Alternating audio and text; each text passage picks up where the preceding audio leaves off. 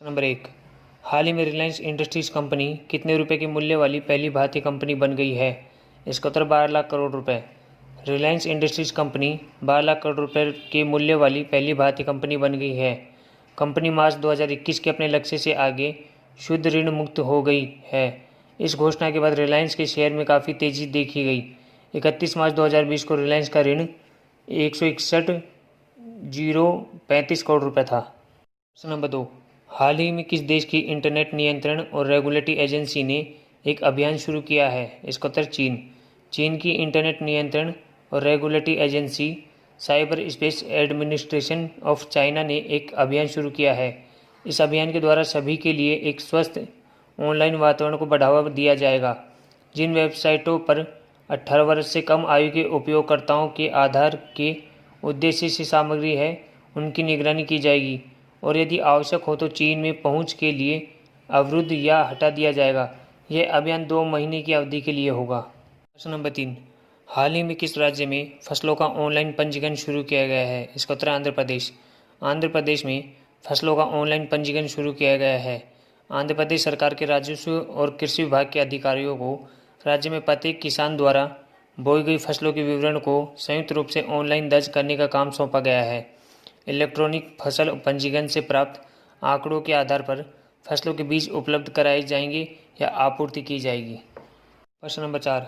हाल ही में किस देश के प्रधानमंत्री ने भारत पर सांस्कृतिक अतिक्रमण का आरोप लगाते हुए भगवान श्री राम के नेपाली होने का दावा किया है? इसका उत्तर है नेपाल।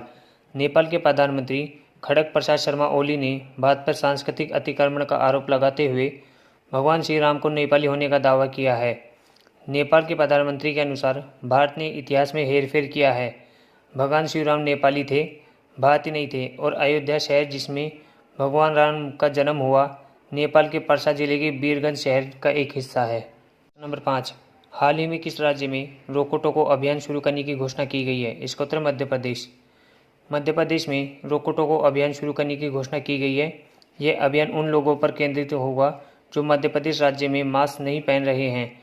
चूँकि राज्य भर में सार्वजनिक स्थानों पर मास्क पहनना अनिवार्य है, इसलिए इस अभियान के तहत स्वयंसेवकों को उन लोगों को मास्क प्रदान करने का काम सौंपा जाएगा जिन्होंने इसे सार्वजनिक स्थानों पर नहीं पहना है और उस व्यक्ति से मास्क की कीमत के एवज में 20 रुपये का शुल्क लिया जाएगा। प्रश्न नंबर 6। हाल ही में पोलैंड के राष्ट्रपति का चुनाव किसने जीता है? इसका उत्तर एंड्रेज दुडा। पोलैंड के राष्ट्रपति का चुनाव एंड्रेज दुडा ने जीता है। इन्होंने 1,04,13,094 वोट के दूसरे दौर में हासिल किए। उन्होंने कुल वैध मतों के 51.21% के साथ बहुमत के आंकड़े को पार किया है। पोलैंड में राष्ट्रपति पद के लिए चुनाव के पहले दौर का आयोजन 28 जून 2020 को किया गया। पहले दौर में 11 उम्मीदवारों जिसमें से राष्ट्रपति पद के लिए चुनाव लड़ा। इसमें एंड्रेज दुडा ने 43.50% प्राप्त किए। दूसरे स्थान पर 30.46% के साथ रफाल ट्राइकोव्स्की रहे। दूसरे दौर के चुनाव का आयोजन 12 जुलाई 2020 को किया गया है। प्रश्न नंबर 7। RQ-11 रेवन क्या है? इसका उत्तर है एक रिमोट नियंत्रित मानव रहित हवाई वाहन। RQ-11 रेवन एक रिमोट नियंत्रित मानव रहित हवाई वाहन है जिसे हाथ से लॉन्च किया जा सकता है। यह एरोवायरनमेंट द्वारा निर्मित किया गया है। RQ-11 रेवन 45 से 97 किलोमीटर प्रति घंटे के बीच की गति के साथ जमीनी स्तर से 500 फीट की ऊंचाई तक उड़ सकता है। RQ-11 रेवन 10 किलोमीटर तक उड़ान भर सकता है। नंबर 8। गुरुप्रिया पुल कहाँ पर स्थित है? इसका उत्तर ओडिशा। गुरुप्रिया पुल ओडिशा की जानबाई नदी पर स्थित है। यह पुल 910 मीटर लंबा है। इस पुल का निर्माण वर्ष 1986 में शुरू किया गया था। इस पुल का उद्घाटन 26 जुलाई 2018 में किया गया है। नंबर 9। हाल ही में किस देश के दूतावास ने कजाकिस्तान से अज्ञात निमोनिया की जानकारी दी है? इसका उत्तर चीन। चीनी दूतावास ने कजाकिस्तान से अज्ञात निमोनिया की जानकारी दी है।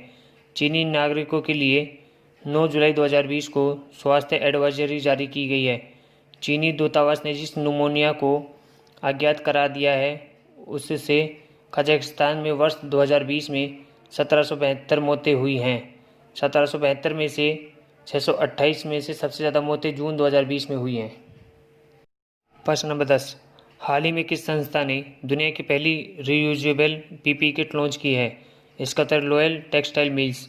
लॉयल टेक्सटाइल्स मिल्स ने दुनिया की पहली रीयूजेबल पीपीई किट लॉन्च की है।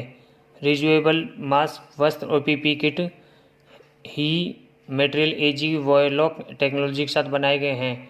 लॉयल टेक्सटाइल मिल्स के अनुसार पुनः उपयोग के लिए वस्त्रों और मास्क को 25 बार तक धोया जा सकता है, जबकि पुनः उपयोग के लिए पीपीई किट को 10 बार तक धोया जा सकता है।